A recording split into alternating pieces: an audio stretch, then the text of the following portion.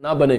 और परमेश्वर ने उसकी गुलामी को देखा और पवित्र आत्मा ने एक दिन आवाज लगाकर कहा, कह रहा याकूब मैंने तेरे समर्पण को देखा है, मैंने तेरे दान को देखा है, मैंने तेरी प्रार्थनाओं को देखा, मैंने तेरे पश्चातापी जीवन को देखा, मैंने तेरी पवित्रताई को देखा।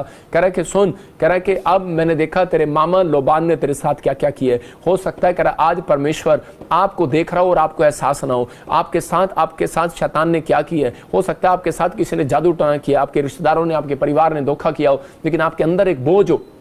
लेकिन परमेश्वर आज रात इस वचन से आपको बता रहे हैं, लेकिन अगर आपने फैसला ले लिया कि परमेश्वर कि मैं 3 दिन लगातार, मैं पवित्र आत्मा जी मैं 3 साल लगातार, मैं परमेश्वर दिन में 3 बार, परमेश्वर जो भी आप कमिटमेंट करना चाहते हैं कि परमेश्वर मैं तेरे भवन में आया करूंगा, मैं तेरी प्रार्थना की वेदी पर आऊंगा, मैं अपने घर में एक वेदी बनाऊंगा। परमेश्वर ऐसे लोगों को प्यार करता है और परमेश्वर चाहता है कि वो लोग आशीषित हों और उनकी जिंदगियों में आशीषें आना स्टार्ट हो। अगर आज आप चाहते हैं कि परमेश्वर मेरी जिंदगी में आशीषें दे, अपने हाथों को उठाओ और कहो कि परमेश्वर कि मैं आज से फैसला लेता हूं परमेश्वर कि तू मेरी जिंदगी में काम करेगा। मैं पवित्र आत्मा जी आज से प्रार्थना का जीवन बिताऊंगा और परमेश्वर पवित्रताई से चलूंगा, बैप्टिज्म लूंगा और परमेश्वर मैं इस समय अधीनता में रहूंगा, तेरी पवित्र आत्मा तेरे वचनों के अधीन हो जाऊंगा, मेरे बच्चे भी, मेरे परिवार भी अधीन हो जाएं परमेश्वर। अगर आज आप चाहते हैं तो परमेश्वर आज रात आपके लिए स्वर्ग से रास्ता खोल रहा है यीशु मसीह नासरी के नाम में, आमीन। मैं फिर कह रहा हूं कि जो लोग मुझे लाइव देख रहे हैं, अगर आज आप फैसला ले रहे हैं कि परमेश्वर हाँ मैं भी पवित्र आत्मा किसी बंधन में था, लेकिन मैंने अब याकूब के बारे में स्टोरी को सुना, मैं यूसुफ के बारे में सुना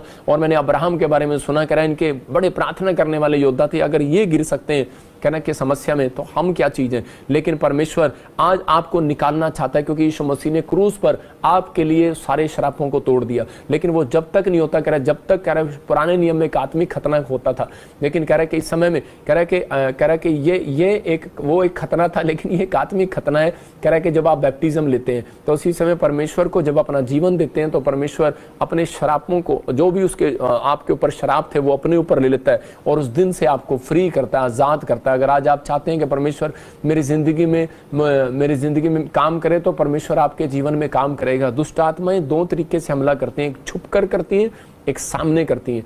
लेकिन अगर आज किसी भी दुष्ट आत्मा से आप शिकार में हो, किसी भी प्रॉब्लम्स में हो, तो आज पवित्र आत्मा आपकी जिंदगियों में ये आशीषें देगा और आपको बंधनों से आजाद करेगा। आज आपको फैसला लेना है कि परमेश्वर मेरे ऊपर किस प्रकार का कर्ज है। हो सकता है आपके खानदान में बच्चे ना हो रहे हो, आपके खानदान में कोई जॉब ना लग पा रहा हो, आपके खानदान में कोई करे आज तक शादी ना हुई हो किसी की, हो सकता है किसी ना किसी प्रकार का कोई बंधन आपके जीवन में पड़ा हो और आप परेशान हो और आप बार बार परमेश्वर को कह रहे हो कि परमेश्वर मेरी जिंदगी में पता नहीं है इतने सारी प्रॉब्लम्स क्यों है। लेकिन आज उन प्रॉब्लम्स का हल पवित्र आत्मा ने आपको बताया कि जब आप इन बातों के लिए ध्यान रखते हैं कि परमेश्वर मैं पवित्र आत्मा जी आज से तेरे पीछे चलूंगा और तेरी महिमा करूंगा। मैं कह रहा हूं ऐसे लोगों के ऊपर से बंधन टूट रहे हैं आज यीशु मसीह नासरी के नाम में। अपने हाथों को उठाओ और कहो परमेश्वर मेरे ऊपर से वो बंधन टूट जाए यीशु मसीह के नाम में। मैं देख रहा था एक जगह पर कि जब मैं हरियाणा में सेवा करता था तो वहां पर एक फैमिली थी, उनकी एक जमीन थी और वो जमीन से दादों परदादों से उनके ऊपर केस चल रहा था, पीढ़ियों पर, और वो बार बार वो केस से आज़ाद नहीं हो पा रहे थे। उनकी ज़मीन मतलब दादे परदादों से वो कब्जा मतलब ऐसे चलता आ रहा था।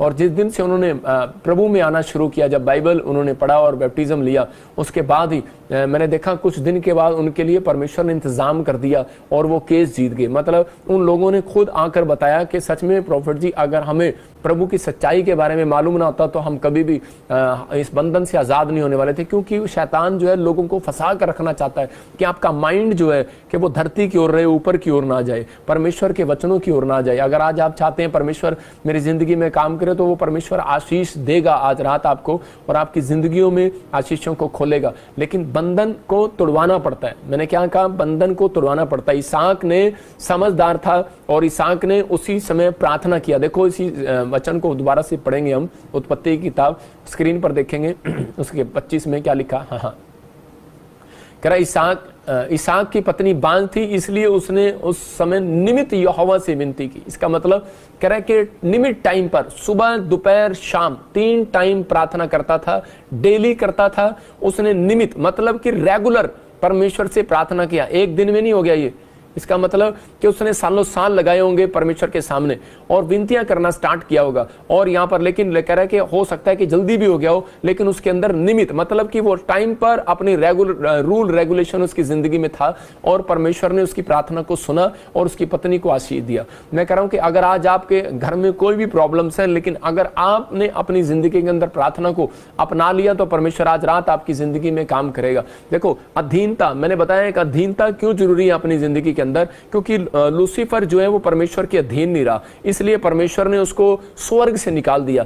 आज कह रहा है कि परमेश्वर ने पत्नी को पति के अधीन किया, आज कह रहा है कि बच्चों को माँ बाप के अधीन किया, और आज कलीसिया को पास्टर के अधीन किया, और कह रहा है इस बात के लिए कि ताकि आप लोग कह रहे परमेश्वर के वचनों को समझे। यहाँ पर दूसरा राजा 2 के 1 और 2 में हम देखते जब एलिया जा रहा था गिलगाल में, तो उसी समय अलीशा को साथ लेकर जा रहा था, तो उस समय उसने उसको कहा कि तू यहीं पर रह। लिखा जब यहोवा एलिया को बवंडर के द्वारा स्वर्ग में उठा लेने को था, तब एलिया और अलीशा दोनों संग संग गिलगाल से चले।